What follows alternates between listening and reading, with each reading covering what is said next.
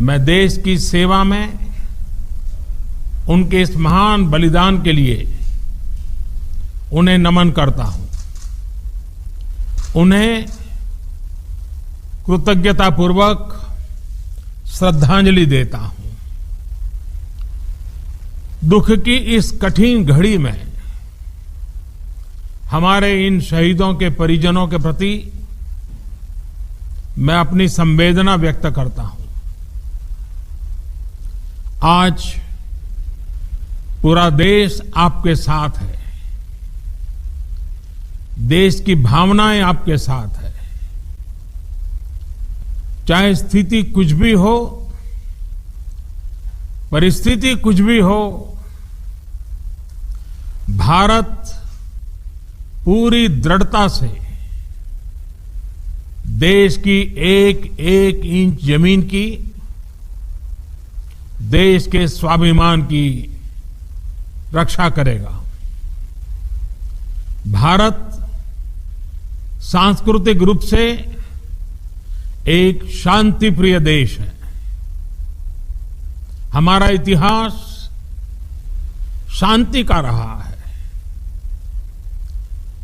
भारत का वैचारिक मंत्र ही रहा है, लोकाः समस्ताः सुखिनो भवन्तु।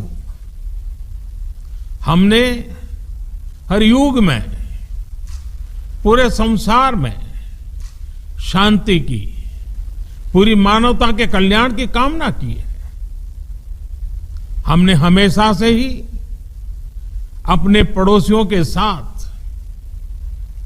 एक कोऑपरेटिव और फ्रेंडली तरीके से मिलकर काम किया है। हमेशा उनके विकास और कल्याण की कामना की है।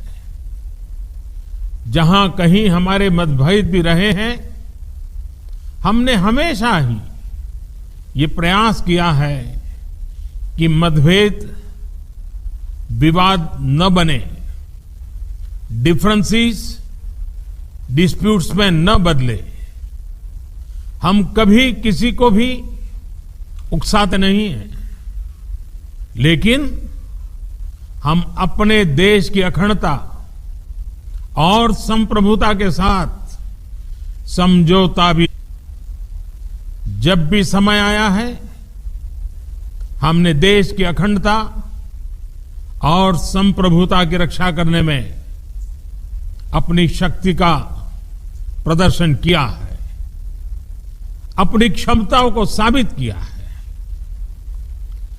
त्याग और तितिक्षा हमारे राष्ट्रीय चरित्र का हिस्सा है, लेकिन साथ ही विक्रम और वीरता भी उतना ही हमारे देश के चरित्र का हिस्सा है। मैं देश को भरोसा दिलाना चाहता हूं, हमारे जवानों का बलिदान व्यर्थ नहीं जाएगा। हमारे लिए भारत की अखंडता और संप्रभुता सर्वोच्च है, और इसकी रक्षा करने से हमें कोई भी रोक नहीं सकता।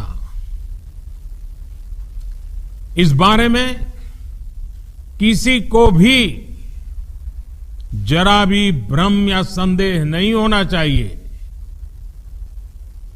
भारत शांति चाहता है, लेकिन भारत उकसाने पर हर हाल में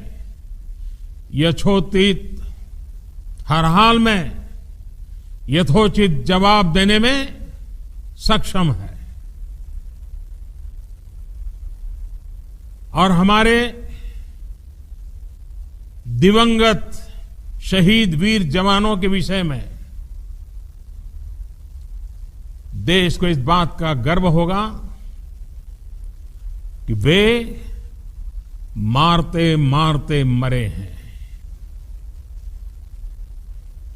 अभी मेरा आप सभी से, सभी आदरणीय मुख्यमंत्री जी से, सभी यहां इस मीटिंग में, वर्चुअल मीटिंग में उपस्थित आप सभी से आग्रह है कि हम खड़े होकर के 2 मिनट मौन रख करके इन वीर सपूतों को पहले श्रद्धांजलि देंगे।